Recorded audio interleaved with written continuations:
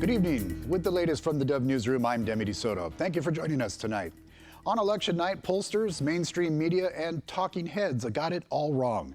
Today, the tradition of transition of power meeting occurred between President Barack Obama and President-elect Donald Trump at the White House. The country is hopeful for unification and progressive movement forward on some social agendas.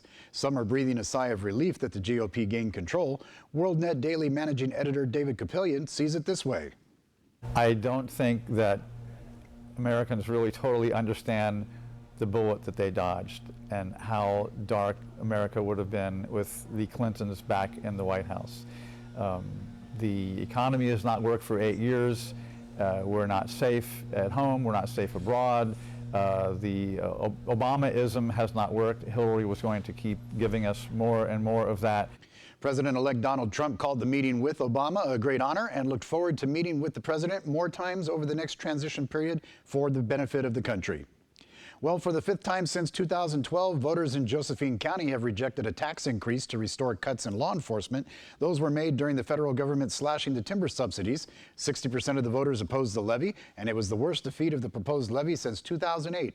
The idea of an independent law enforcement district, and the measure would have raised property taxes $1.42 per $1,000 of assessed value, and that's on top of the permanent rate of 59 cents, the lowest in Oregon for county government.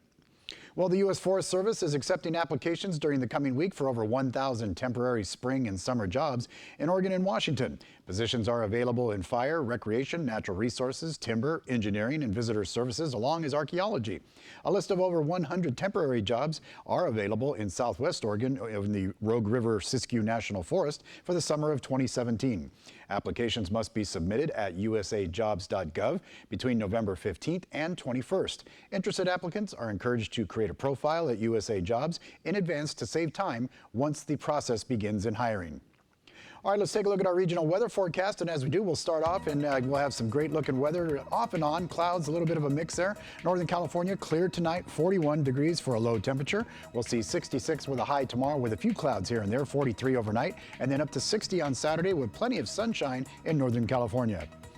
As we look at the Klamath Basin, clear tonight with a low of 38 degrees. Cloudy tomorrow, slight chance of some showers, 62 for a high, 57 on Saturday with sunshine and a mix of clouds and a low of 36 on Saturday night. As we look at the Oregon coast, we'll see some clouds tonight, 20% chance of showers, low of 51. We'll see kind of some rain moving into the forecast. We'll see 64 on Friday with a low of 53 overnight, heading into Saturday with a high of 59, and more showers persist. As we look at the Central Oregon coast, we'll see a mix of clouds. Clouds with 61 for a high of Friday, and 60 a better chance of showers, and a high of 60, low of 47 overnight. As we look at the Portland metro area, a mix of clouds all the way through the period, 61 for a high on Friday, 54, kind of a warm temperature overnight Friday night, and then 60 degrees on Saturday. And for Southern Oregon, a mix of clouds and sun, 69 for a high on Friday, 61 on Saturday.